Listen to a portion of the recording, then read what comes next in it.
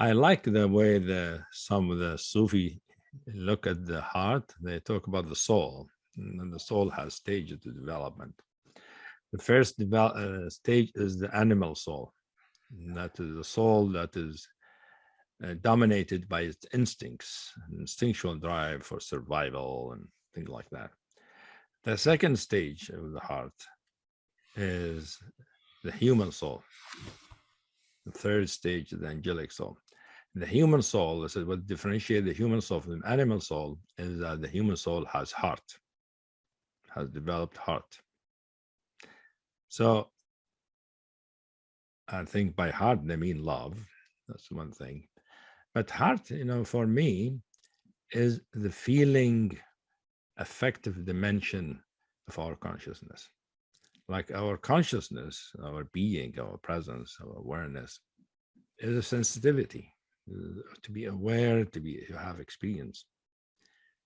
But that experience is not just knowing. There is a feeling component to it. When you feel spacious, you don't see space, you also feel spacious. The feeling of spaciousness is the contribution of heart to consciousness. But usually, for most tradition, when they talk about heart, they mean more not just the feeling, the specific feeling, a positive feeling of our true nature, which is feels good. It feels good, it feels pleasurable, it feels blissful. And that is really what makes love be an important thing, because love is that bliss flowing to others. It's like the happiness inside us expresses itself as wanting others to be happy. And that way there's an appreciation and liking, many kinds of ways that heart expresses itself. But the heart for me, in my work, my experience, is quite a big realm of our spiritual universe.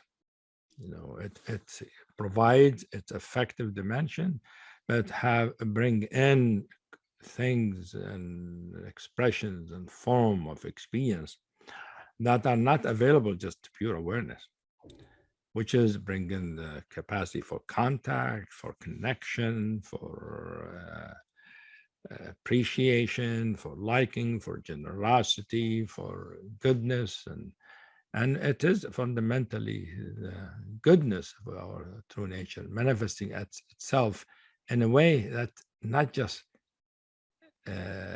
illuminates, but the illumination has a sense of feeling good, feeling fulfilled, feeling so contentment, fulfillment, love, compassion, all that is heart. And that is really, so it's a big dimension of spiritual world or consciousness. And we could talk about it in many ways, but that's how I see it in general in the present time. It might be good. Thomas, I'm sure, has. He seemed to be full of heart, so I'm sure he knows. Yeah, thank you. I mean, I'm trying to not again repeat, because many things you said I very much resonate with.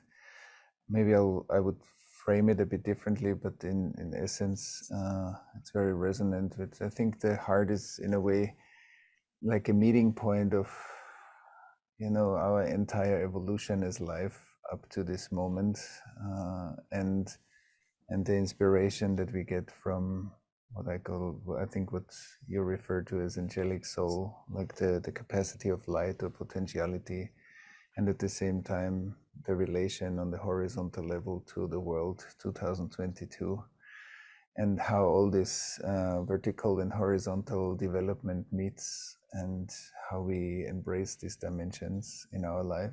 And maybe just to add, and not to repeat the same thing again, I think one thing that I'm very passionate about, because I think it's in our time an important component, is that whenever we as human beings or our ancestors or our cultures ran into severely or truly overwhelming experiences that we call it today trauma, but it's kind of a postponing of experience, and it creates like a split. And I think it's very interesting in our spiritual practice. I think we often meet that kind of split, that the part of me is living identified with the past, and we're kind of practicing onboarding that past into the present moment so that we can truly be present and open with whatever is happening here right now. And I think that the split between, and you said it also in other words, the split between the mind and the heart or the body is something that is part of our spiritual practice as our healing work to do. And the more we do this, the fuller become compassion and love and the availability to the current moment, and also like a spontaneous knowing that comes out of a state of not knowing, and relating to the current flow of experiences.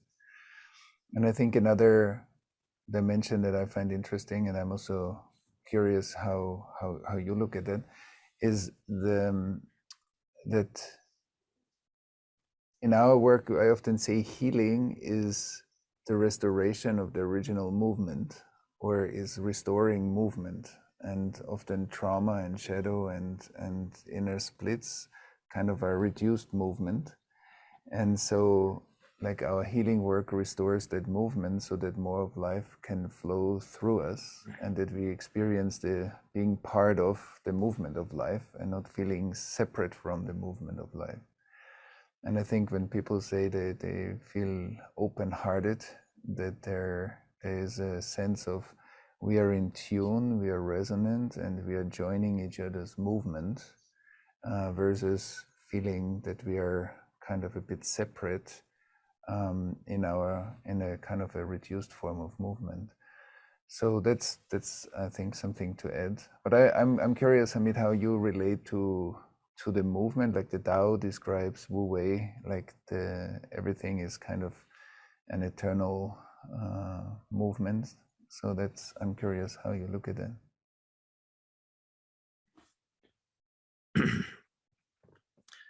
Yeah, well, I like your way of talking about heart and body and mind. And the heart is really what connects the mind and body. And it's classically said, the heart is what connects heaven and earth. You know, heaven and earth come together in heart. And in some sense, in spiritual work and practices, the main obstacles that we deal with, that everybody deal with, have to do with the heart. The heart gets blocked. Its heart gets obstructed. It gets distorted. It gets so because it is feeling. Heart means your capacity to feel, and we feel. If we feel completely freely, we can't help but feel love and empathy and all of that. So if we don't feel that way, if we feel sort of intellectual, if we feel disconnected, if we feel angry or frustrated, all of that, I mean, there are things there in the way. The heart is not free. And so as a result, when you mentioned trauma and splitting and all of that, they do affect, of course, the body and the mind. But the work itself, a lot of it has to do with the heart. I mean, how you feel. True, we have to deal with our beliefs and delusions and all of that, and tensions in our body, and they open up. But from what I see, the major work is how we liberate our heart. And that is something that I like what we're doing here, because most people, when they think about awakening, they think liberating the mind. You just know who you are, and which is true. That's important. But there are many people who teach without heart. They know conscious, and they knew where they could be expanded, transcended, but they're not hot for them. They don't know where the other person's at. They don't care where the other person's at. To know where the other person at, to have a feel, and to respond appropriately to it is hard, and that is really the flow of heaven on earth in some sense. That is how. So human beings are in that way is an important link, for a whole cosmic movement. And you could say, that's one way I think about it sometimes, is that when you think about Darwin theory of evolution, about survival, and and that the point of the evolution is to make sure that your seeds are survive next to you. I said, well, there's something about that not satisfying, not complete about the evolution, because I see a human being it's true that happened for survival. They need to do that, but that's it, just survive. That's what evolution is about. It doesn't make sense, because some people do evolve to be conscious human being, and not only conscious, but to feel the goodness and the wonder of reality and all of that. That must be part of evolution, because evolution is life force itself evolving through various ways, various vehicles. So life force has in it heart, and appears in some animals. Human being, we can know it more directly and feel it. And so, yes, I mean, heart is in that sense, is a big way of, major way how the you could say the cosmic or the Tao flows. It doesn't flow in just awareness and movement, but also in heart that connects the two, that gives the two meaning. I mean, when you say, what is the meaning of life? It's not a known thing, it's a felt thing. The heart knows. And one thing, I understood in my journey is that the heart is not only love, but it's also truth. The heart is what knows the truth, it's not the mind. The heart has a inherent sense of truth that tell the mind, oh, you're onto something. The mind doesn't know. The mind is conditioned by what's here and learned, all that, which is all useful, whatever. But what gives it the direction? Yeah, I'm on the right track.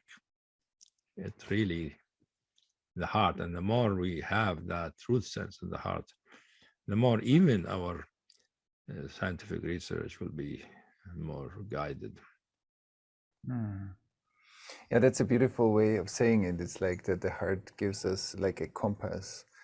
Like in one of the prayers that once came to me is like that in the silence of my heart I am, and in the stillness of my heart I hear thy name. Like I hear the name of God, or I hear the whisper of God. And it's beautiful how you said it, that when we are able to calm our interior down, so we have a capacity to listen. And that's exactly what you said, that in the heart we feel the truth, whatever the truth, but we feel a compass, a guidance. So that's really beautiful. And the other one thing that you said that I also love is like how we create a connection, that our thinking is not like a helicopter mind on top of reality or on top of nature, but it's deeply synchronized, that sensing and cognition is one process. Yeah. That it's one emergence, not two different things.